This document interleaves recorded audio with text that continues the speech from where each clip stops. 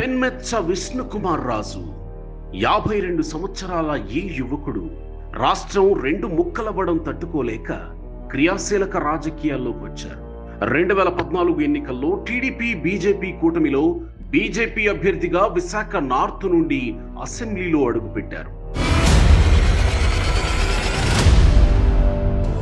ముక్కుసూటి మనస్తత్వం, నిజాయితీ పరుడు కావడం చేత పార్టీలకు, మతాలకు, కులాలకు అతీతంగా విష్ణుకుమార్ రాజును గౌరవిస్తారు ప్రజలు. 2019 ఎన్నికల్లో ఓటమి చెందారు. మళ్లీ అదే విశాఖ నార్త్ నుండి టీడీపీ, జనసేన, బీజేపీ పొత్తులో భాగంగా బీజేపీ అభ్యర్థిగా రంగంలోకి దిగారు. నా గెలుపు ఖాయం, నన్ను ఆపేవాడే లేడు, తగ్గేదేలే అంటున్న విష్ణుకుమార్ రాజుతో open talk with Telugu one. 2019లో టీడీపీ బీజేపీ పొత్తు లేకపోవటం, పొత్తు ఉంటే ఈ రాష్ట్రము వితౌట్ ఫిల్టర్ మీరు మాట్లాడాలనుకున్న నిర్మోహటంగా. నేను డైరెక్ట్గా ఎప్పుడు పబ్లిక్లో ఉండేవాడిని కాబట్టి ఎప్పుడైతే చంద్రబాబు నాయుడు గారు భారతీయ జనతా పార్టీ జగన్మోహన్ రెడ్డి సంబంధించి పాలనపై మీరు కొన్ని వ్యాఖ్యలు చేసినప్పుడు నాటి మీ బీజేపీ చీఫ్ సోము వీర్రాజు గారు మీకు నోటీసులు ఇచ్చారు. విశాఖపట్నం విధ్వంసం ఎంత బ్రహ్మాండమైన గుండాయిజం చేస్తే అంత అద్భుతమైన సఖ్యత జగన్మోహన్ రెడ్డి గారితో వస్తుంది. జగన్మోహన్ రెడ్డి వైజాగ్కి క్యాపిటల్ తీసుకొస్తానంటుంటే బీజేపీ అమరావతి క్యాపిటల్ అంటుంది. ఒక అరాచకం చూస్తూనే ఉన్నాం కదా. ఒక ఊరికి ఒక ఇన్ఛార్జిగా ఉంటూ ఇంత అరాచకము సృష్టించిన వ్యక్తులు ఇంకా మిగిలిన వైఎస్ఆర్సీపీ మొత్తం అంతా ఇక్కడ వచ్చేస్తే బీజేపీ పార్టీకి ముస్లిం ఓట్లు అవసరం ఉందా లేదా? ఆరోపణలు ఉన్నాయి, దాంట్లో డౌట్ లేదు. మేము పార్టీలో ఉన్నాం కాబట్టి మాకు అటువంటి డిఫరెన్సెస్ లేవని చెప్పి మేము చెప్తామంటాం. రాజకీయంలో అన్నీ స్ట్రైట్గా చెప్పామనుకోండి ఇంటికి పంపించేస్తారు. ఈ వాస్తవాలండి, మేము వాస్తవాలు చెప్పడానికి దేనికి భయపడాలి? నాకు భయపడవలసిన అవసరం లేదు. ఉన్న వాస్తవాలు చెప్పకపోతే ప్రజలకు ఎట్లా తెలుస్తుంది? జే గ్యాంగ్ అని జగన్మోహన్ రెడ్డికి అనుకూలంగా వ్యవహరించే బీజేపీ నాయకులు ఉన్నారు అనే ఆరోపణలు ఉన్నాయి. దాంట్లో నిజం ఉందంటారా? నేను నిజము అంటే దానికి అంటే కొంచెము ఆ విధమైన ఆరోపణలు చాలా ఎక్కువగానే ఉన్నాయి. అది గ్యాంగ్స్ రెడీగా ఉంటాయి అన్నమాట. ఎప్పుడు వేసేద్దామో చూద్దామని. విశాఖ నుంచి జీవీఎల్కి అవకాశం ఇవ్వలేదు అనే దాని కారణంగా రచ్చ నడుస్తుంది. మన బీజేపీకి ఒక్క సీటు కూడా రాదు అని చెప్పి నేను చెప్పాను. Show cause notice, I'm surprised. నాకు షోకాజ్ నోటీస్ రావటము. ప్రజలు ఆశించిన మేరకు ప్రధాని మాట్లాడలేదు ఇష్యూస్ మీద కానీ, జగన్ విధ్వంసం మీద కానీ, అమరావతి కానీ, విశాఖ స్టీల్ ప్లాంట్ కానీ. కిమ్ కూడా, నార్త్ కొరియా కిమ్ కూడా సిగ్గుపడి తలదించుకుంటాడు జగన్మోహన్ రెడ్డి పరిపాలన చూసి. ఇటువంటి ముఖ్యమంత్రి మళ్ళీ ఇంకొకసారి కనుక ఆంధ్ర రాష్ట్రానికి కనుక మళ్ళీ పొరపాటుని కనుక వస్తే మన పిల్లల భవిష్యత్తుకి ఉరితాడు వేసిన దాంతో సమానం. రాజుగారు నమస్కారం. నమస్కారం. మీ బాల్యం, మీ చదువు వివరాలు తెలియజేస్తారా? నేను 1961లో పుట్టాను. నవంబరు 7/11/1961 నా డేట్ ఆఫ్ బర్త్. మేము కాపవరం అని వెస్ట్ గోదావరిలో పాలకొల్లు పక్కన, లంకల్ కోడేరు పక్కన విలేజ్లో నేను అక్కడ పుట్టడం జరిగింది. సో మా స్వస్థలము పాస్పోర్ట్ మీద అయితే మాత్రం కాపవరం అని ఉంటుంది. మా తండ్రి గారు MA BAD from Hindu Banaras university, school టీచర్గా లంకల్ కోడేరులో అక్కడ టీచర్గా పనిచేసి 1970లోనే ఆయన వాలంటరీ రిటైర్మెంట్ తీసుకుని విశాఖపట్నము రావటం జరిగింది కాంట్రాక్ట్స్ చేయటం గురించి. సో మేము కూడా 1970-71 నుంచి కూడా వైజాగ్లోనే నా చదువు అన్నీ కూడా విశాఖపట్నంలోనే మొదలైనవి. అంటే అక్కడ కొంచెం చదువుకుని వచ్చాము చిన్న క్లాసుల్లో. తర్వాత నేను ఇక్కడ VT కాలేజ్ అని ద్వారకా నగర్లో చదివాను మెట్రికులేషను 1976లో. 76లో నాకున్న సమాచారం ప్రకారము నాది 34th rank in the state rank అండి. అంటే అప్పుడు పెద్ద పేపర్స్లో అట్లా వచ్చేది కాదు. తర్వాత నాకు నేను నేషనల్ మెరిట్ స్కాలర్షిప్ హోల్డర్ని. అప్పుడు ఆ రోజుల్లో ఒక స్టేట్కి 50 మందికి ఇచ్చేవారు అనేది మనకున్నది. సో దాంట్లో నేను ఒకడిని మెరిట్ అంటే నాట్ కనెక్టెడ్ విత్ ఎనీ మనము క్యాస్ట్ కులము దాంతో సంబంధం లేదు, ప్యూర్గా మెరిట్ బేస్డ్ స్కాలర్షిప్ అది. తర్వాత నేను ఇంటర్మీడియట్ ఏవియన్ కాలేజ్లో చదివాను 1976 to 1978. తర్వాత అక్కడ కూడా నాది హైయెస్ట్ పర్సంటేజ్ వచ్చింది. ఏ కాలేజీలో అప్లై చేసినా ఆల్మోస్ట్ సీటు నాది టాప్ 5లో ఒక సీట్ వచ్చేది. తర్వాత 78లో నేను ఆంధ్ర యూనివర్సిటీ బీఫార్మసీలో అప్లికేషన్ పెడితే స్టేట్లోనే ఫస్ట్ సీట్ నాదే. నేను బీఫార్మసీ జాయిన్ అయ్యాను. జాయిన్ అయిన తర్వాత ఒక 1 monthకి రఘురామకృష్ణంరాజు గారు ఏదైతే ఇప్పుడు హాట్ టాపిక్గా ఉందో RRR గౌరవనీయులైన పార్లమెంట్ సభ్యులు, ఆయన కూడా నా క్లాస్మేట్. మేమిద్దరం కూడా కలిసి కొన్ని నెలలు చదివాము. తర్వాత నాకు ఇంజనీరింగ్లో సీటు వచ్చి ఆంధ్ర యూనివర్సిటీకి నేను షిఫ్ట్ అవ్వటం జరిగింది. సీట్ రావటం అంటే అప్పుడే ఓపెన్ చేశారు అడ్మిషన్స్. నేను Andhra university civil engineering 1978 to 1983 జనవరికి అయింది. మాది 4.5 years బ్యాచ్ ఆంధ్ర యూనివర్సిటీలో. మా సీనియర్స్ అంతా 5 years బ్యాచ్, మా జూనియర్స్ అంతా 4 years బ్యాచ్ మాట. సో అందుకు మాది 1983 మాది శాండ్విచ్ బ్యాచ్ అంటారు. సో అది ఇంజనీరింగ్ అయిపోయిన తర్వాత సివిల్ ఇంజనీరింగ్లో కూడా నేను బాగానే మోర్ దెన్ డిస్టింక్షన్లో పాస్ అయ్యి తర్వాత నేను ఫర్దర్ స్టడీస్కి అబ్రాడ్ వెళ్ళి లేకపోతే నా టీచింగ్ లైన్ అంటే ఇష్టము వెళ్దాం అనుకున్నప్పటికీ కూడా ఆ రోజు ఉన్న ఆర్థిక పరిస్థితులు లేకపోతే ఇక్కడ మాకు ఫ్యామిలీ ఇష్యూస్ తోటి నేను కూడా ఫాదర్తో పాటు కాంట్రాక్ట్స్లో కంటిన్యూ అవ్వాల్సి వచ్చింది. So from then onwards I'm in to the business of construction. మేము చాలా వర్క్స్ డిఫెన్స్లో చేస్తాము, అట్లాగే ఇంకా వివిధ రంగాల్లో కూడా చేసాము. అంటే కాంట్రాక్ట్సే కాకుండా మేము ఆక్వాకల్చర్ చేసాము, ఫెర్రో ఎల్ఐస్ చేసాము. పెద్ద 2 సక్సెస్ఫుల్గా అవ్వలేదు.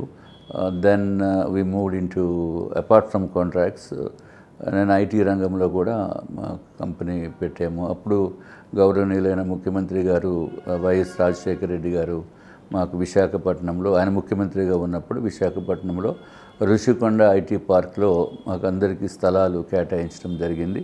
దాంట్లో బిల్డింగ్స్ కట్టి ఐటీ స్టార్ట్ చేసింది వైజాగ్లో అతి తక్కువ మందిలో మేము ఒకళ్ళమని చెప్పి తెలియజేసుకుంటున్నాం. అట్లాగే ఐటీ మేము అన్నీ మాకు ఉన్న టర్మ్స్ అన్నీ ఫుల్ఫిల్ చేసిన తర్వాత మాకు డిఫరెంట్ కంట్రీస్లో కూడా మా క్లయింట్స్ ఉండేవారు. New Zealand, mainly Auckland, Singapore, Australia, US అట్లాగా క్లయింట్స్ ఉన్నప్పుడు చాలామందికి మనము ఎంప్లాయ్మెంట్ ఇచ్చాము. చాలామందిని ఇక్కడ మా కంపెనీ తరఫున అక్కడ పనిచేసే పరిస్థితి కూడా అప్పుడు ఉండేది. చేసిన తర్వాత మళ్ళీ ఇంకా ఆల్మోస్ట్ మంత్లీ చాలా ఎక్కువ సార్లు బయటికి అబ్రాడ్ ట్రావెల్ చేయవలసిన పరిస్థితుల్లో నాకంత ఇంకా అంత సుముఖంగా లేక నేను ఐటీ రంగాన్ని కూడా పక్కన పెట్టాను. సో మాకు ఎవరైతే జాయిన్ అయ్యారో వాళ్ళందరినీ కూడా మా క్లయింట్స్ దగ్గరే అబ్జర్వ్ చేసేసి నేను డైరెక్ట్గా ఇంకా ఫీల్డ్లో లేకుండా మా కంపెనీకి మేము లెట్అవుట్ చేసామండి ప్రస్తుతము. తర్వాత కాంట్రాక్ట్స్ చేసాము. తర్వాత నా ఫిలాసఫీ కనీసము బతికి ఉన్నప్పుడు ఎంతో కొంతమందికి మనం ఉపయోగపడాలి అనే ఉద్దేశంతో నేను రాజకీయాల్లోకి రావటం జరిగింది. వచ్చిన తర్వాత నేను 2014లో ఫస్ట్ నేను ఎంపీకి అడిగాను. కానీ మా party they have given me an opportunity to contest as an ఎమ్మెల్యేగా నేను కంటెస్ట్ చేశాను 2014 ఎలక్షన్స్లో. అప్పుడు తెలుగుదేశం పార్టీ, జనసేన, భారతీయ జనతా పార్టీ ముగ్గురు కూటమిలో ఉన్నారు. నేను గెలిచాను 18,000 మెజారిటీ తోటి. నేను ఎలక్షన్ నాకు డిక్లేర్ చేసి సీటు డిక్లేర్ చేసినప్పటి నుంచి ఎలక్షన్ అయిపోయే లోపల కేవలము 13-14 రోజులు మాత్రమే ఉంది. అప్పుడు నాకు అసలు ఈ ఒక నియోజకవర్గ పరిధి అంటే ఏమిటో కూడా నాకు తెలియదు. సో నార్త్ నియోజకవర్గంలో ఉంటున్నాం కాబట్టి నార్త్ నియోజకవర్గం అడిగాము, ఇచ్చారు. ఇచ్చిన తర్వాత నేను ఈ స్లమ్స్ చాలా ఉంటాయి కొండవాళ్ళు ప్రాంతంలో, అవన్నీ కూడా మా నియోజకవర్గం అని తెలియదు. I thought it is a posh locality. But ఆ స్లమ్స్ అవన్నీ చాలా ఇబ్బందికరమైన పరిస్థితులు అవన్నీ కూడా మేము ఎమ్మెల్యే అయిన తర్వాత నేను చూడటం జరిగింది. So I did the best of my ability. ఎంతో చాలా నాకు చంద్రబాబు నాయుడు గారు చాలా సపోర్ట్ చేశారు. ఏది అడిగినా పబ్లిక్ గురించి అడుగుతున్నాం కాబట్టి he has extended his full support to me and especially to the Bharatiya Janata party ఎమ్మెల్యేగా నాకు. So I got full satisfaction during that tenure. 2019లో టీడీపీ బీజేపీ పొత్తు లేకపోవటం అది మిమ్మల్ని ఆ రోజు బాధ పెట్టిందా? పొత్తుండుంటే బాగుండేది అని భావించారు? డెఫినెట్గానండి. పొత్తు ఉంటే ఈ రాష్ట్రము చాలా బ్రహ్మాండంగా అభివృద్ధి చెందుతుంది అనేది భావించే వ్యక్తుల్లో నేను ఒకడిని. నేను డైరెక్ట్గా ఎప్పుడు పబ్లిక్లో ఉండేవాడిని కాబట్టి ఎప్పుడైతే చంద్రబాబు నాయుడు గారు భారతీయ జనతా పార్టీ తోటి రకరకాల రాజకీయ కారణాలతోటి సపరేట్గా విడిపోవటం జరిగిందో, అట్లాగే పవన్ కళ్యాణ్ గారు ఇండివిజువల్గా ఆ రోజు 2019లో పోటీకి దిగారు, భారతీయ జనతా పార్టీ ఇండివిజువల్గా చేశారు, 3 పార్టీలు సపరేట్గా పోటీ చేస్తే ఖచ్చితంగా 100% జగన్మోహన్ రెడ్డి గారే అధికారంలోకి వస్తారని చెప్పి నేను 1 year ముందే నేను చెప్పడం జరిగింది. నేను పార్టీలో ఉంటూ 1 year బిఫోర్ ద ఎలక్షన్స్ నేను తిరుపతిలో ఎక్కడో ఉన్నప్పుడు విలేకరులు అడిగినప్పుడు చెప్పాను, ఖచ్చితంగా జగన్మోహన్ రెడ్డి గారు అద్భుతమైన మెజారిటీ తోటి వీరు సీట్లు గెలుస్తారు, అధికారం కూడా వైఎస్ఆర్సీపీ అధికారంలోకి వస్తుందని చెప్పి నేను భావించాను. అది జరిగింది. సో పొత్తు లేని మూలాని ఇప్పుడు సర్వనాశనం అయిపోయిందన్నమాట వాస్తవం. అంటే జగన్మోహన్ రెడ్డి గారు మంచిగా చేసుండుంటే బాగుండేది రాష్ట్రాన్ని, కానీ దురదృష్టవశాత్తు ఆయన అన్ని రివర్స్ మొదలుపెట్టారు. పార్టీలతో సంబంధం లేకుండా, మతాలతో ప్రాంతాలతో సంబంధం లేకుండా రాష్ట్ర వ్యాప్తంగా ఉమ్మడి రాష్ట్రంలో అనేక మంది అభిమానులు ఉన్నారు.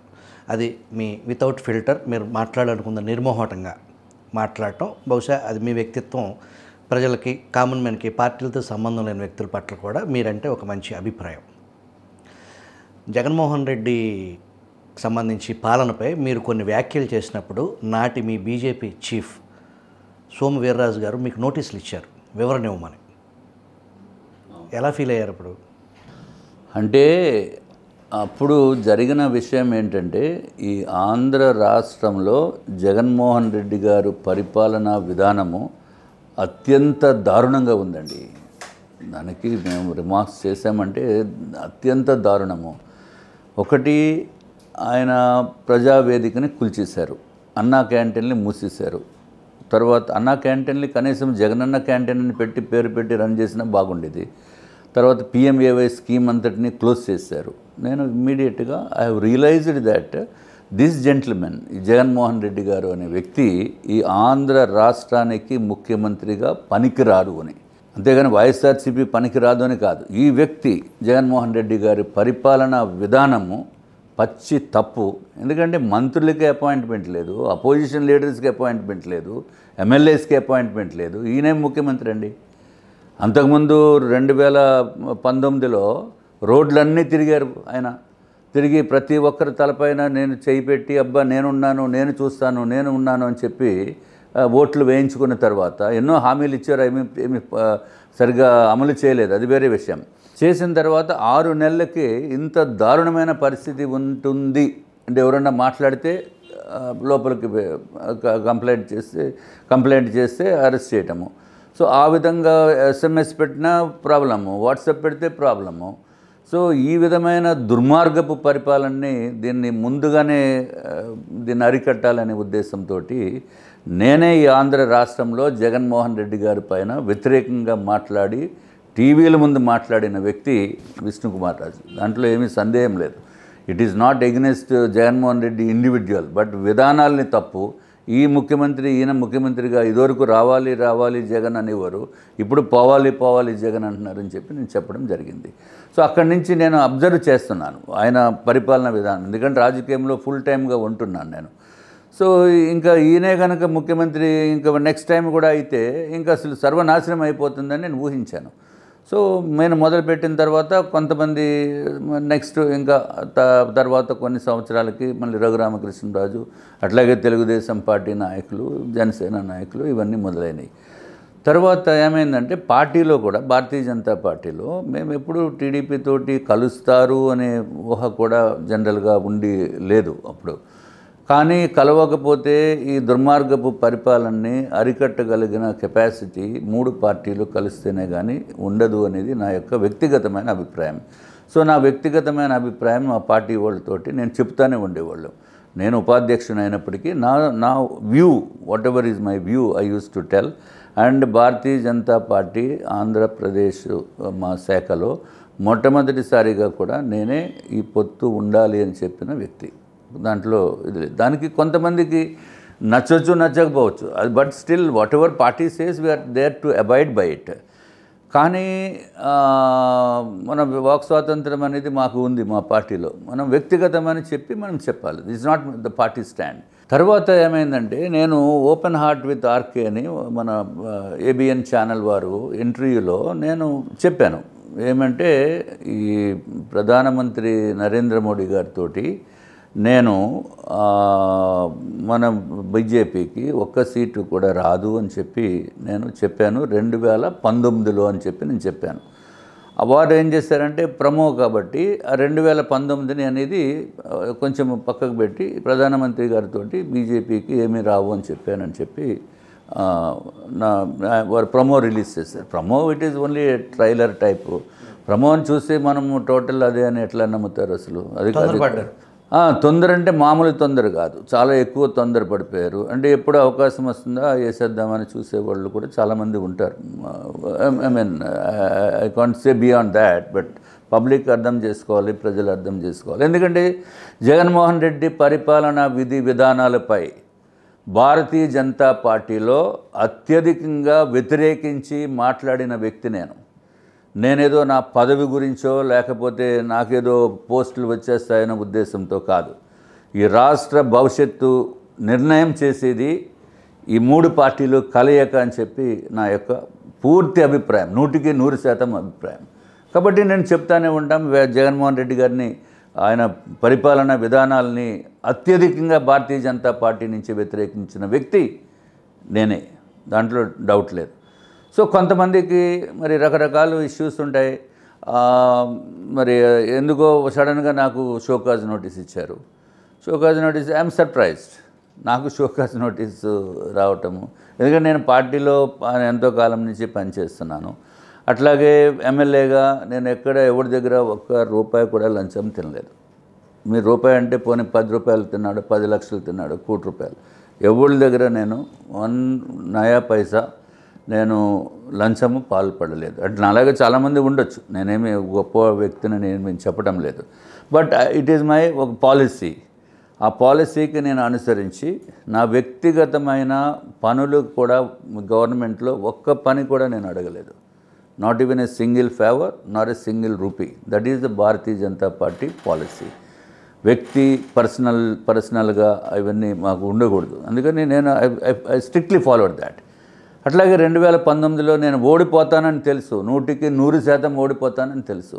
అయినా సరే నేను ఇతర పార్టీల వారు, జగన్మోహన్ రెడ్డి గారు కూడా ఆహ్వానించారు, ఇంకా చంద్రబాబు నాయుడు గారు కూడా ఎలాగ ఓడిపోతావు కదా, మా దాంట్లో రావచ్చు కదా అని చెప్పారు. కానీ సార్ మేము ఈ పార్టీలో ఉన్నామని చెప్పి నేను దాంట్లో ఉండిపోయాను. కానీ దురదృష్టం ఏంటంటే ఈ జగన్మోహన్ రెడ్డి గారు ఎప్పుడైతే ఆహ్వానించారో నేను వెళ్ళలేదు. అది మనసులో పెట్టుకున్నారేమో మరి. మా కంపెనీకి రావాల్సిన డబ్బులు ఆపేశారు టోటల్గా. ఎంతో మందితో పాటు మాది కూడా ఫుల్గా ఆపేసి చాలా పెద్ద అమౌంట్స్ రావాలి మాకు.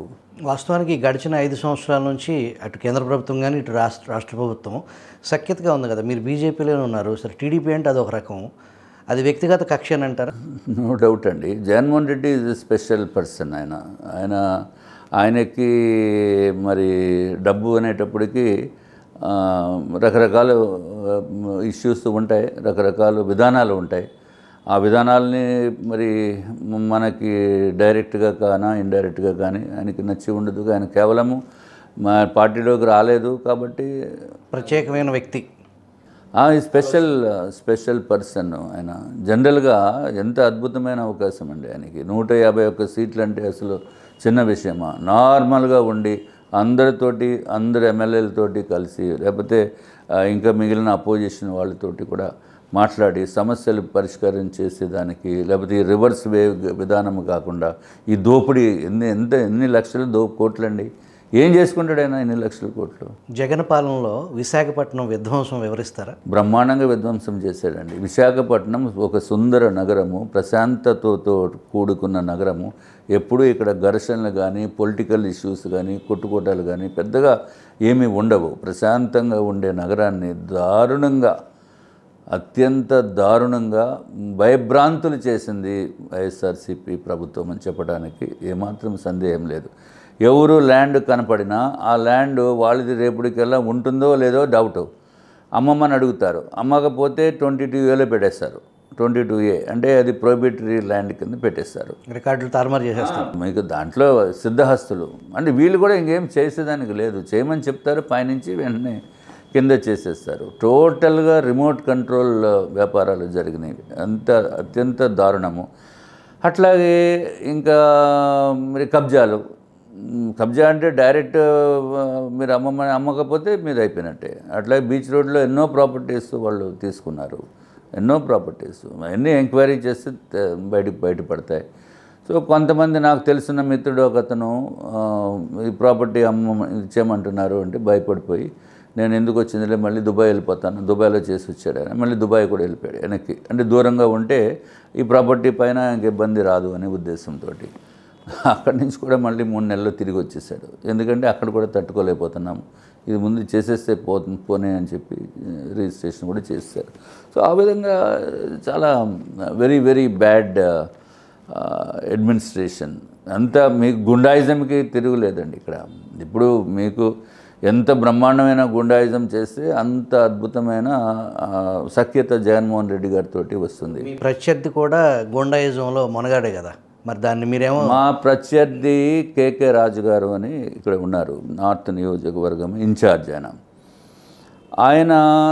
ఆయన చేసింది ఏంటంటే చంద్రబాబు నాయుడు గారు ఎయిర్పోర్ట్కి వస్తే ఇదివరకు మాజీ ముఖ్యమంత్రి 14 సంవత్సరాల ముఖ్యమంత్రిగా పనిచేసి, అది కాకుండా సుమారు 30 సంవత్సరాలు రాజకీయ అనుభవం ఉండి ముఖ్యమంత్రి కాకుండా కూడా ఆయన్ని ఎస్పీజీ గ్రూప్ తోటి ఆయన ప్రొటెక్షన్ ఉండి ఉంటే ఎయిర్పోర్ట్ నుంచి బయటికి వచ్చినప్పుడు రాకుండా అడ్డుకుని ఆయన పైన కోడిగుడ్లు విసిరి, టమోటాలు విసిరి, వాటర్ బాటిల్స్ విసిరి, చెప్పులు విసిరి, ఆయన ఫోటోని పెట్టి ఏదో చెప్పులతోటి కొట్టి మహిళలతోటి నానా దుర్భాషలు మాట్లాడించి అంత గొప్ప క్యారెక్టరు మా అపోనెంట్గా ఇప్పుడు కంటెస్ట్ చేస్తున్నారు ఆయన. అది వాస్తవం, టీవీలో మీరు చూడొచ్చు. అన్ని దీన్ని ఏం మనం కల్పించి చెప్పవలసిన అవసరం లేదు. మరి ఎప్పుడూ లేని గుండాయిజము, ఒక రౌడీజము విశాఖపట్నంలో మొట్టమొదటిసారిగా చూడటం జరిగింది. ఎయిర్పోర్ట్లో చంద్రబాబు నాయుడు గారికి అత్యంత అవమానకరమైన రోజు అది.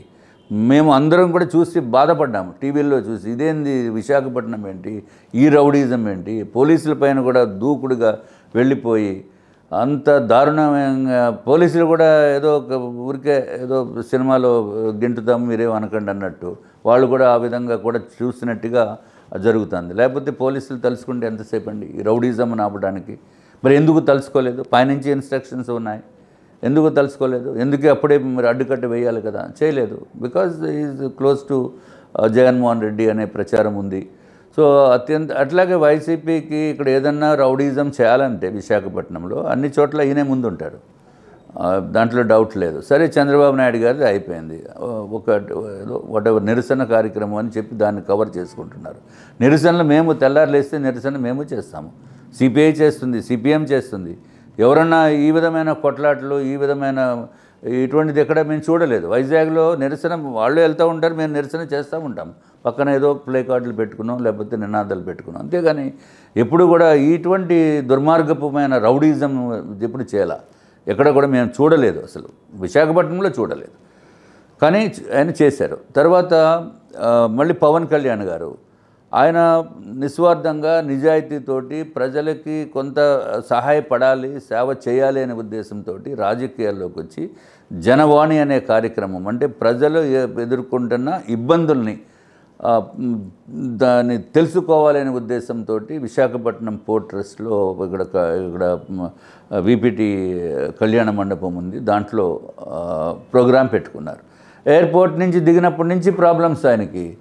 దిగినప్పటి నుంచి పైకి నుంచుంటే ఓపెన్ దీంట్లో వెహికల్లో కుదరదు కూర్చోమని చెప్పి పోలీసుల చేత కింద కూర్చోబెట్టించారు లోపల. అక్కడి నుంచి నోవోటెల్కి వెళ్ళిన తర్వాత అక్కడి నుంచి రాకుండా చేసాడు ఈయన. ఇక్కడ పెద్ద ఒక 300-400 మందితోటి గొడవ చేసి వస్తే మళ్ళీ సెక్యూరిటీ ప్రాబ్లం అని చెప్పించారు. వాస్తవం కూడా చేస్తారు వాళ్ళు. అంత గుండాయిజం, రౌడీజం ఎప్పుడు కూడా చూడలా ఇంత ఇటువంటి దుశ్చర్యలు. ఆఖరికి పవన్ కళ్యాణ్ గారు కూడా ఆయన పెట్టిన ప్రోగ్రామ్ని కూడా రాకుండా అడ్డుకున్న వ్యక్తి మరి కేకే రాజు గారు. మరి దాన్ని ఏ విధంగా మనం మాట్లాడాలి? సో అది అయిపోయిన తర్వాత చంద్రబాబు నాయుడు గారిని అక్రమంగా అరెస్టు చేస్తే ప్రతి ఒక్క ఇంటిలో ఉన్న మహిళ, మగవాళ్ళు మనసు బాధతోటి కన్నీరు కార్చనటువంటి వ్యక్తి ఎవరు లేరు అన్ని రాజకీయ పార్టీల్లో. అయ్యో పాపం ఇంత పెద్ద వయసులో ఇదేంటి ఇది, ఏమై అన్యాయం అనేది. అటువంటి సమయంలో టపాసులు పేల్చారు. వాళ్ళ ఆఫీస్ ముందు సెలబ్రేట్ చేసుకున్నారు. పెద్ద సెలబ్రేషన్స్ ఎవరు చేశారు?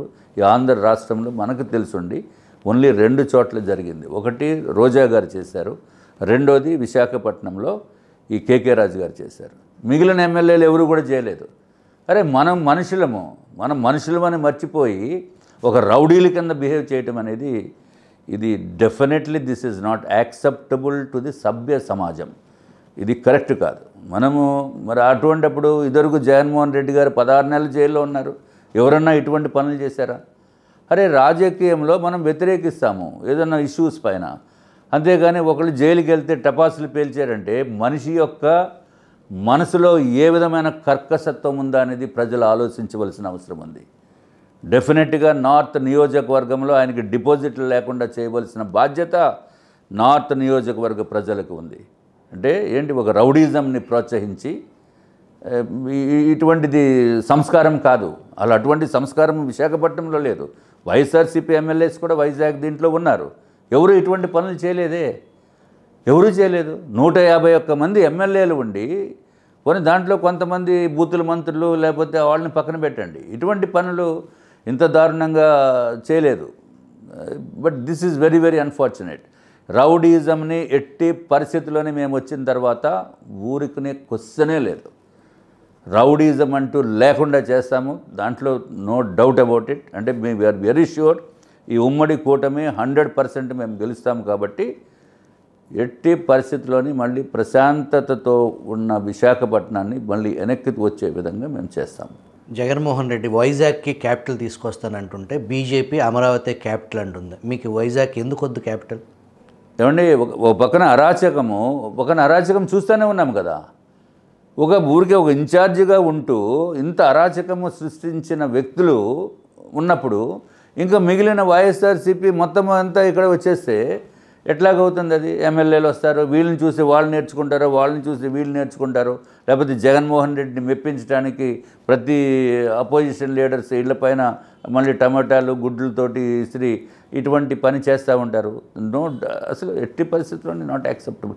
అది కాదండి, జగన్మోహన్ రెడ్డి గారు చెప్పలేదు ఇంతవరకు. ఏమని చెప్పారైనా? మీరు అమరావతిలోనే ఇంకా ఎక్కువ స్థలం పెట్టండి అని చెప్పిన వ్యక్తి నేను ఉన్నాను. అసెంబ్లీలో నేనే ఉన్నాను అప్పుడు.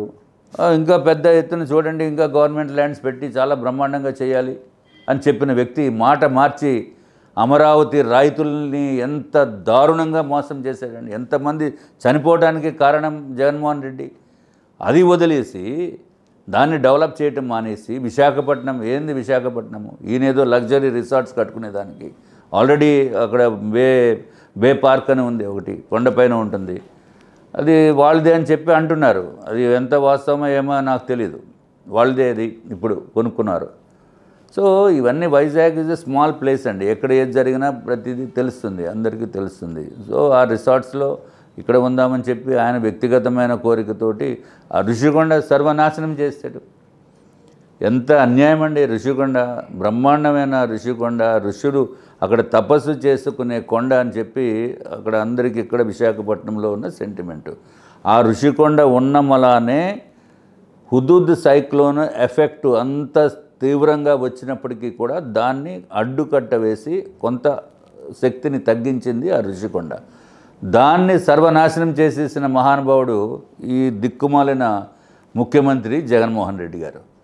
ఏమన్నా మీనింగ్ ఉందండి? దేనికి కొడుతున్నారంటే ఉన్న టూరిజం రిసార్ట్స్ని డెవలప్ చేస్తున్నాము, ఇక్కడ టూరిజం డెవలప్ చేస్తున్నామని చెప్పి మాటలు చెప్పి ప్రజల్ని మోసగించి ఇతర రాజకీయ పార్టీ నేతల్ని కూడా ఎవరిని కూడా అక్కడికి వెళ్లకుండా అడ్డుకుని, ఇది ఎక్కడ కదండి. ఇప్పుడు గవర్నమెంట్ బిల్డింగ్ కడితే పోలీసులను పెట్టి చూడటానికి కూడా పోకుండా చేశారు. ఇప్పుడు కూడా మేము కూడా పోలేదు. మేము బీజేపీ తరఫున ఒకసారి వెళ్దామని ప్రోగ్రాం పెట్టాము. మొత్తం పోలీసు అంతా వెళ్లకుండా చేసింది. అరే ఇది ఏం పాలన ఇది? ఇంత నియంతృత్వ పాలన. కిమ్ కూడా సిగ్గుపడతాడు. కిమ్ కూడా నార్త్ కొరియా కిమ్ కూడా సిగ్గుపడి తలదించుకుంటాడు ఈ జగన్మోహన్ రెడ్డి పరిపాలన చూసి. ఇటువంటి ముఖ్యమంత్రి మళ్ళీ ఇంకొకసారి గనక ఆంధ్ర రాష్ట్రానికి గనక మళ్ళీ పొరపాటుని గనక వస్తే మన పిల్లల భవిష్యత్తుకి ఉరితాడు వేసిన దాంతో సమానం. మన రాష్ట్ర భవిష్యత్తు కూడా సర్వనాశనం అయిపోవటం అనేది ఖాయం. ఇటువంటి తెలుసుండి అరే ఎన్ని కేసులను ఆయన గురించి చెప్పుకుంటూ పోతే మనకి టైం కూడా గంటలు చెప్పుకోవచ్చు, కథలు చెప్పుకోవచ్చు, పుస్తకాలు రాసుకోవచ్చు. అసలు పిహెచ్డి పెట్టాలి యూనివర్సిటీలో. ఎప్పుడన్నా కొత్తగా పెట్టిన ఒక కోర్స్ పెట్టి ఏ విధంగా ప్రభుత్వ ఆస్తుల్ని తనఖా పెట్టి డబ్బులు సంపాదించవచ్చు, అసలు ఎన్ని మోసాలు చేయొచ్చు అనేది పిహెచ్డి కనుక పెడితే, పిహెచ్డి టైటిల్ విధ్వంసం అని పెట్టచ్చు, బ్రహ్మాండంగా పెట్టవచ్చు. జగన్ విధ్వంసం. ఎందుకంటే మిగిలినోడు ఎవడు చేయలేడు ఇది. మిగిలిన వాడు ఇంకెవడు కూడా ఇంత విధ్వంసం చేసే అవకాశము ఉండదు, అంత థాట్స్ కూడా ఉండవు. సో జగన్ విధ్వంసం అని పెట్టాలి, అది టైటిల్. బ్రహ్మాండంగా ఇవన్నీ చేసిన వాళ్ళకి గోల్డ్ మెడల్ అవన్నీ ఇవ్వాలి, కానీ దాన్ని మాత్రం ఫాలో అవ్వకూడదు. ఇది ఓన్లీ రిసర్చ్, ఇది చరిత్రలో మిగిలిపోవాలి. ఏది చేయకూడదు అని చెప్పే రిసర్చ్, అది రిసర్చ్ చేయాలి. రిసర్చ్ ఎందుకు ఎంత ఫెంటాస్టిక్ నెట్వర్క్ అండి. అసలు ఎవడన్నా ఇప్పుడు మనం ఆఖరికి ఒక 20 రూపాయలు పెట్టి, ఒక 100 రూపాయలు పెట్టి ఏదన్నా కూరగాయలు కొన్నా అది మనము ఫోన్పే చేస్తాము, లేకపోతే గూగుల్ పే చేస్తాము. ఎక్కడన్నా 2 టీలు తాగినా మనం గూగుల్ పే చేస్తాము, అక్కడ ఆల్రెడీ డిస్ప్లే ఉంటుంది. ఒక కిళ్ళీ కొనుక్కున్నా అక్కడ ఆల్రెడీ గూగుల్ పే ద్వారా పేమెంట్ చేస్తాం. అటువంటిది ఎంత మాస్టర్ ప్లాన్, సూపర్ ప్లాన్ అండి జగన్మోహన్ రెడ్డి గారిది. Liquor shops, government sale liquor shops అని పెట్టారు.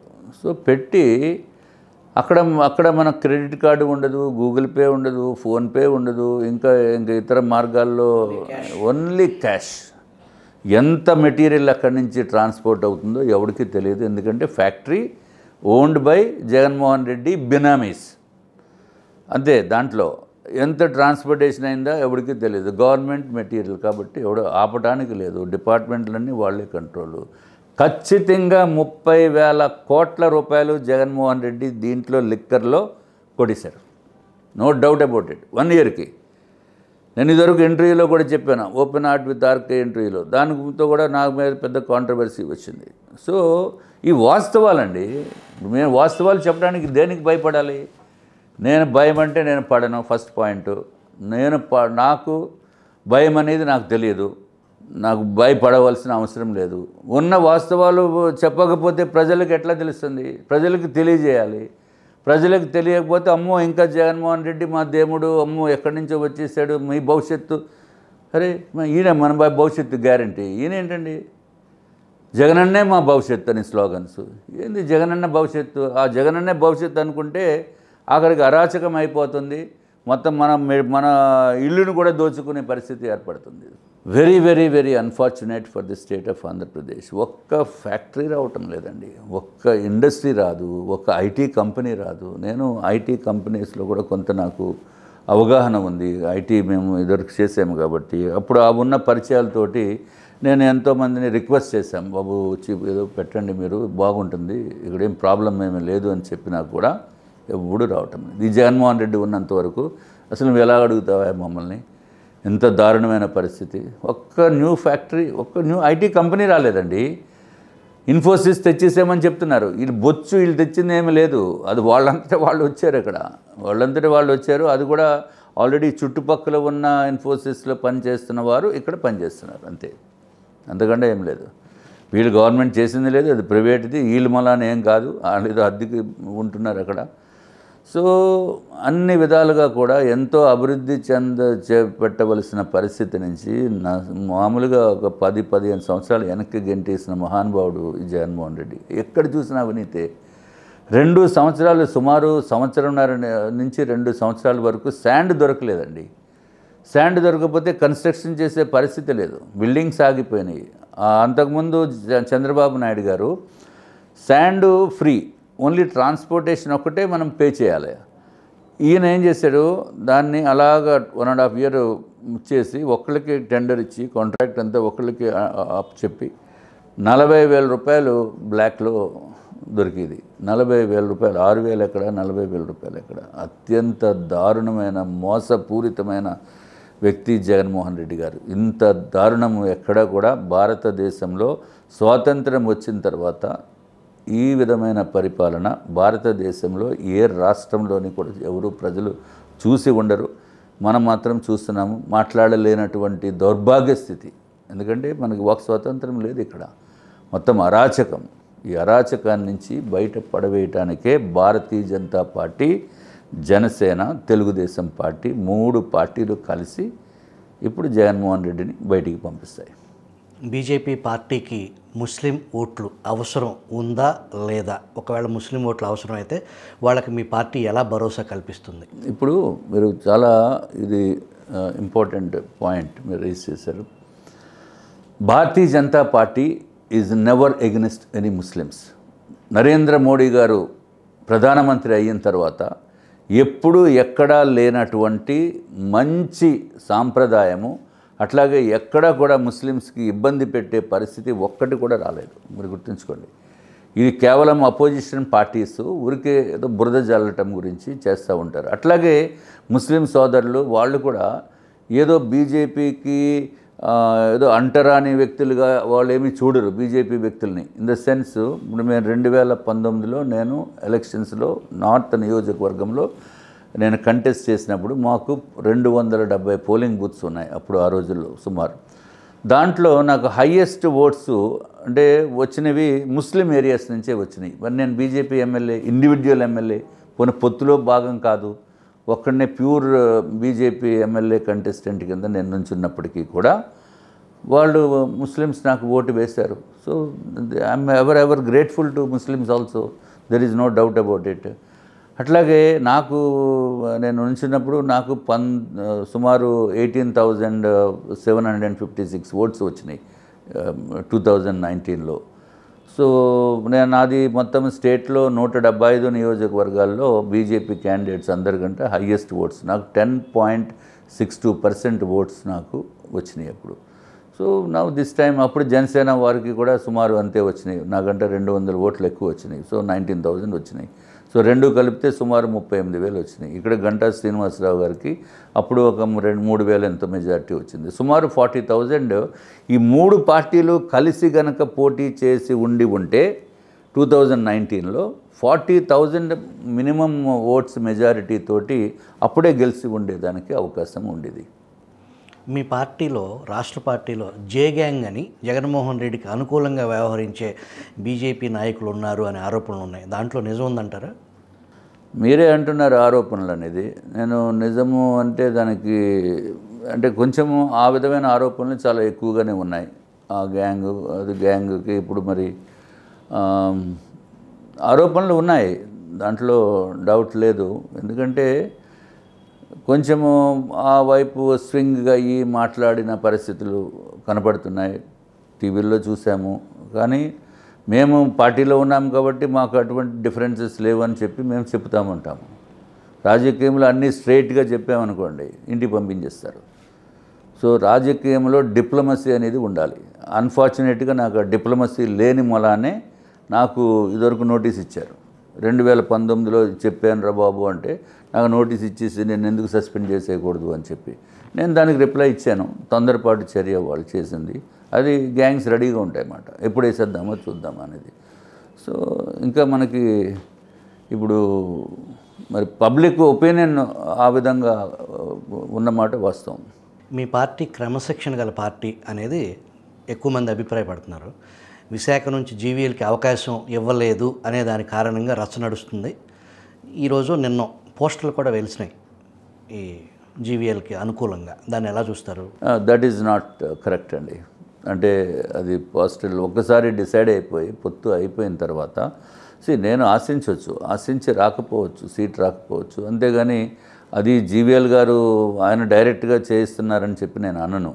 కొంతమంది జీవీఎల్ గారు మెప్పు పొందటానికి లేకపోతే ఈ విధమైన చర్యలు చేస్తున్నారేమో అనేది నా దృష్టికి కూడా ఇందాకనే వచ్చినాయి, పోస్టర్లు వేశారు అనేది. This is not correct as for as the Bharatiya Janata party is concerned.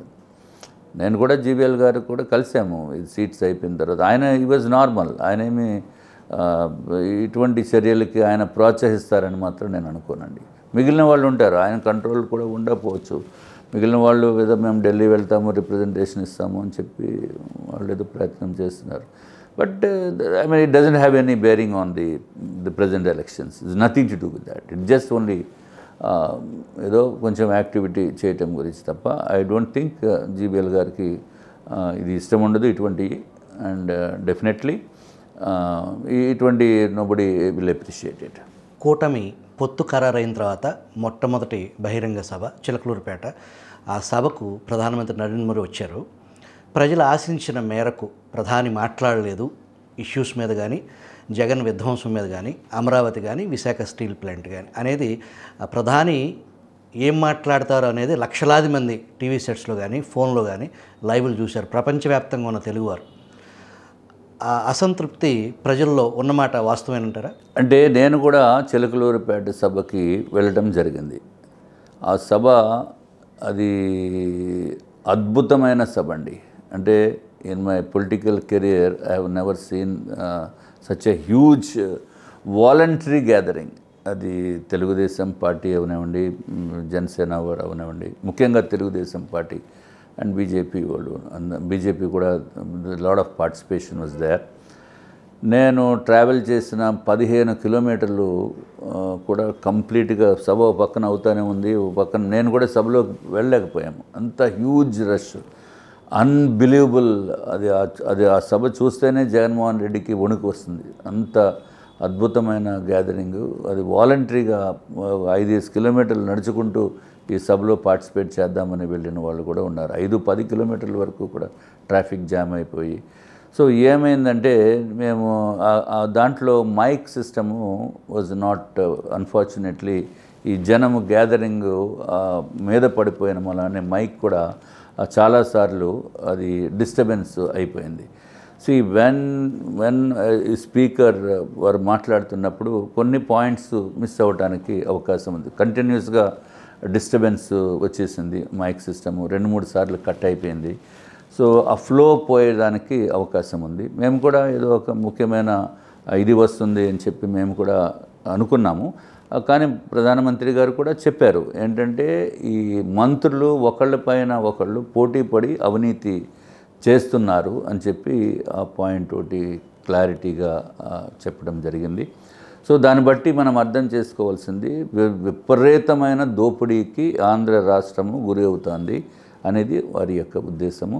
అవినీతికరమైన ప్రభుత్వం నడుస్తుంది అనేది అది ఇంకొక విధంగా మనం ఆలోచించవలసిన అవసరం ఉంది. ఇంకా చాలా సభలు ఉంటాయి. సో టోటల్గా అన్నీ ఒకేసారి మాట్లాడటం అనేది జనరల్గా రాజకీయం పరంగా ఉండదు. ఇది స్లోగా అన్ని వాస్తవాలు బయటికి వస్తాయి. తప్పనిసరిగా రాజధాని అమరావతి, దాంట్లో డౌట్ లేదు. ప్రధానమంత్రి గారు శంకుస్థాపన చేసిన రాజధాని అదే రాజధాని. దాంట్లో భారతీయ జనతా పార్టీ కూడా our stand is very clear. And దాంట్లో అట్లాగే ఇంకా మిగిలిన ఇష్యూస్ కూడా ఇంకా పెద్దలు ఈ ఆంధ్ర రాష్ట్రానికి బిఫోర్ ఎలక్షన్స్ విజిట్స్ ఉంటాయి. ప్రధానమంత్రి గారిది ఉంటుంది, అమిత్ షా గారిది ఉంటుంది, నడ్డా గారిది ఉంటుంది, ఇంకా పెద్ద నాయకులది కూడా ఉండొచ్చు. మేము ఎక్స్పెక్ట్ చేసేది యోగి ఆదిత్యనాథ్ గారు కూడా వస్తారని చెప్పి అనఫీషియల్ సమాచారం. సో పెద్ద నాయకులు వస్తారు. వచ్చినప్పుడు ఇవన్నీ కూడా చెప్పడం జరుగుతుంది. పొత్తు ధర్మం విజయవంతం అవ్వాలి అంటే జగన్ అరాచకాలకి అడ్డుకట్ట వేయటం, ఎన్నికల కోడ్ని ప్రాపర్గా అమలుపరిచేదానికి ఎవరైతే జగన్మోహన్ రెడ్డికి తొత్తులుగా వ్యవహరిస్తున్న అధికారులు ఉన్నారో వాళ్ళని ఎన్నికల విధులకు దూరంగా ఉంచడం, వాళ్ళల్లో ప్రధానంగా DGP, intelligence DG, chief secretary వీళ్ళ మీద తీవ్రమైన ఆరోపణలు ఉన్నాయి. ప్రతిపక్షాలు ఇప్పటికే పలుమార్లు కంప్లైంట్ చేసినాయి. సజ్జల రామకృష్ణారెడ్డి ఎన్నికల కోడ్ ఉల్లంఘించి అనేక మార్లు ఈ వాలంటీర్ విషయంలో కానీ రకరకాల పథకాల విషయంలో కానీ ప్రభుత్వ సలహాదారు హోదాలో ఆయన ప్రకటన చేస్తూ ఉన్నారు మీడియా ముందుకు వచ్చి. ఆశించిన మేరకు ఎలక్షన్ కమిషన్ అంత ఫెయిర్గా ఈ పొత్తు పెట్టుకుందే ఈ రాష్ట్ర బాగు కోసం, ఫెయిర్ ఎలక్షన్ కోసం. ఆ ఫెయిర్ ఎలక్షన్ పక్కాగా జరిగిద్ది అనేది మీరు బీజేపీ తరఫున? Election commission is an independent organisation అండి. డైరెక్ట్గా రాజకీయ పార్టీలతోటి ఉడికే రాజకీయ పార్టీ వారు వినతి ఇవ్వటమే జరుగుతుంది తప్ప వీళ్ళు చెప్పినట్టు వాళ్ళు చేయాలనేది ఏమీ ఉండదు. First point. Let me be very clear. So మేము డిసెంబర్ 14th నాడు మేము కలవటం జరిగింది. ఎవరైతే చీఫ్ ఎలక్షన్ కమిషనర్ గారిని, వారు ముగ్గురు ఉంటారు, ముగ్గురిని కూడా భారతీయ జనతా పార్టీ తరఫున పురంధేశ్వరి గారు మేము వెళ్ళి కలిసిన తర్వాత ఇక్కడ ఎన్నికల్లో చేస్తున్న అరాజకాలన్నింటినీ కూడా వివరించి కాగితం మీద పెట్టడం కూడా జరిగింది. నార్త్ నియోజకవర్గంలోనే 40,000 దొంగ ఓట్లు ఉన్నాయి మా నియోజకవర్గంలో. దాన్ని కూడా మేము వారి దృష్టికి తీసుకుని వెళ్ళటం జరిగింది. తర్వాత రెక్టిఫికేషన్ చాలా మట్టుగా అయినాయి అని చెప్పి మాకున్న సమాచారం. బట్ ఏది ఏమైనా వాలంటీర్ వ్యవస్థ, అసలు వాలంటీర్ వ్యవస్థ ఏంటి అనేది కూడా విఫలంగా చెప్పింది మేమే, బీజేపీ. ఈ వాలంటీర్ వ్యవస్థతోటి జగన్మోహన్ రెడ్డి గారు కూడా వాళ్ళు చెప్పారు వీళ్ళంతా మా ప్రచార సారథులు అని చెప్పి. అట్లాగే మా పార్టీ వాళ్ళనే వేసాము, 95% మా వాళ్ళే అన్నట్టుగా ఇదివరకు గౌరవ ఎంపీ గారు కూడా మాట్లాడారు, వైఎస్ఆర్సీపీ వాళ్ళు.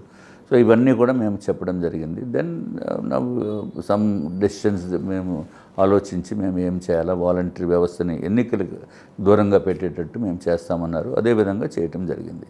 సో వాలంటీర్ వ్యవస్థ ఎన్నికలకి దూరంగా చేయటానికి వన్ ఆఫ్ ది కారణము మేము కూడా అక్కడ మేము రిప్రజెంటేషన్ ఇచ్చి మాట్లాడి అన్నీ చూపించడం. అట్లాగే ఈ దొంగ ఓట్ల వ్యవహారము తిరుపతిలో జరిగిన ఇన్సిడెంట్ కూడా మేమన్నీ విత్ CDsతో సహా తీసుకుని వెళ్ళటం జరిగింది. దొంగ ఓటు ఎట్లాగ ఉంది, వీళ్ళు ఏ విధంగా మ్యానిపులేట్ చేస్తున్నారు, దాంతో కదా ఇద్దరిని ఎంతమందిని సస్పెండ్ చేయడం జరిగింది. కొంతమంది పోలీస్ అధికారులపైన కూడా చర్యలు తీసుకోవటం జరిగింది.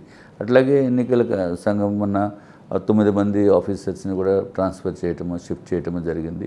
మేము కూడా ఐఎమ్ ఆల్సో ఎక్స్పెక్టింగ్ దట్ ఇంకా చేంజెస్ ఉండటానికి అవకాశాలు ఎక్కువ ఉంటాయి. డెఫినెట్గా ఎవరైనా సరే కంప్లైంట్ చేయొచ్చు చీఫ్ ఎలక్షన్ కమిషనర్కి. కంప్లైంట్ చేస్తే యాక్షన్ ఇక్కడ కాదు, యాక్షన్ తీసుకుంటారు, దాంట్లో డౌట్ లేదు. రాజకీయ నాయకులు, ప్రతిపక్ష పార్టీలు లేదా అధికార పార్టీ కంప్లైంట్ చేయటం అనేది సాధారణంగా ఎన్నికల ప్రక్రియలో అదొక భాగం, బాధ్యత.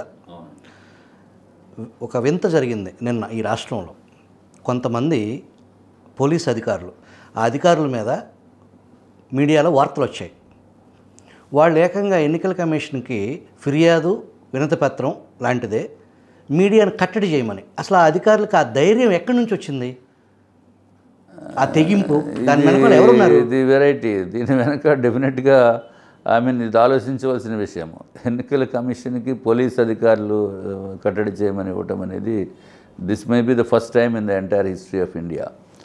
సో వారు ఎవరి వైపు మొగ్గు చూపుతున్నారా అనేది ఎంక్వైరీ చేస్తేనే కానీ తెలియదు. మరి ఎవరు ఇచ్చారో ఏమనేది దానిపైన పెద్దగా నేను కామెంట్ చేసేదానికి అంత అప్రోప్రియేట్ కాదు డెఫినెట్గా.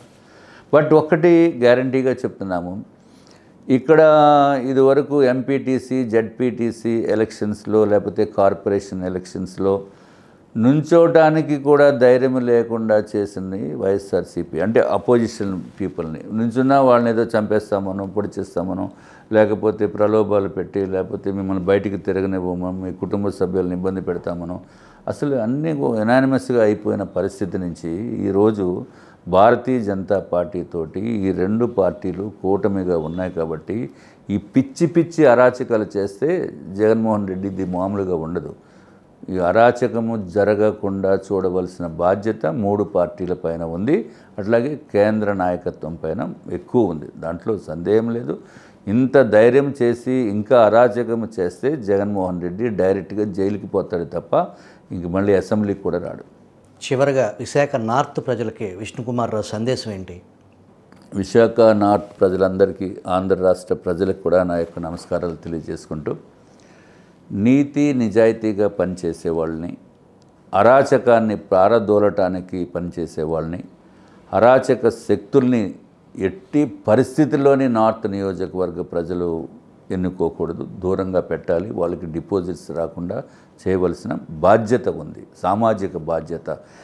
ఇది పార్టీల అతీతంగా వైఎస్ఆర్సీపీలో ఉన్న వాళ్ళు కూడా ఆ క్యాండిడేట్ ఎవరైతే నా పైన పోటీ చేస్తున్నారో ఆయన వ్యక్తిత్వాన్ని మీరు గమనించి మీరు ఓటు వేయవలసిన అవసరం ఉంటుంది. ఇతర పార్టీలో మేమంతా ఉమ్మడి కూటమి అంటే తెలుగుదేశం, భారతీయ జనతా పార్టీ, జనసేన 3 పార్టీల ఉమ్మడి అభ్యర్థిగా నేను ఇక్కడ పోటీ చేస్తున్నాను. కాబట్టి అసలు ఈ ముగ్గురు కూడా నిస్వార్థంగా చేసే వ్యక్తులు, నిస్వార్థంగా పని చేద్దాము, రాష్ట్ర ప్రజల్ని ప్రయోజనాల్ని మనం కాపాడుదాము అని చెప్పి రాజకీయంలోకి వచ్చిన వ్యక్తులు. అంతేగాని దోపిడీ చేద్దామని జగన్మోహన్ రెడ్డి లాగా వచ్చిన వ్యక్తులం కాదు. కాబట్టి నార్త్ నియోజకవర్గ ప్రజలకి నేను విజ్ఞప్తి వినతి చేస్తున్నది, దయచేసి ఆంధ్ర రాష్ట్ర భవిష్యత్తు గురించి నాకు ఓటు అంటే కమలం గుర్తుకి ఓటు వేస్తే అది ప్రధానమంత్రి నరేంద్ర మోడీ గారికి వేసిన దాంతో సమానము. అట్లాగే జగన్మోహన్ రెడ్డి గారికి వ్యతిరేకంగా వేసిన ఓటు దాంతో సమానము. పవన్ కళ్యాణ్ గారికి ఓటు వేసిన దాంతో సమానము. అట్లాగే మన చంద్రబాబు నాయుడు గారికి ఓటు వేసిన దాంతో సమానము. నాకైతే పూర్తి విశ్వాసము, నమ్మకం ఉంది. ఈ ఆంధ్ర రాష్ట్రంలో తప్పనిసరిగా కూటమి అభ్యర్థులే గెలుస్తారు. మాకు ఖచ్చితంగా 100% ప్రభుత్వము మళ్ళీ కూటమితోటి కూడుకున్న ప్రభుత్వమే ఏర్పడుతుంది. రాష్ట్ర భవిష్యత్తు ఇప్పుడు ఉన్న దానికి, ఫ్యూచర్ దానికి అద్భుతంగా తీర్చిదిద్దే విధంగా మేము చేస్తామని చెప్పి తెలియజేసుకుంటున్నాను. మీ విలువైన సమయాన్ని మా ప్రేక్షకులకి కేటాయించినందుకు మీకు మనస్ఫూర్తిగా ధన్యవాదాలు రాజు గారు. Sir thank you very much. Thank you sir. నమస్తే.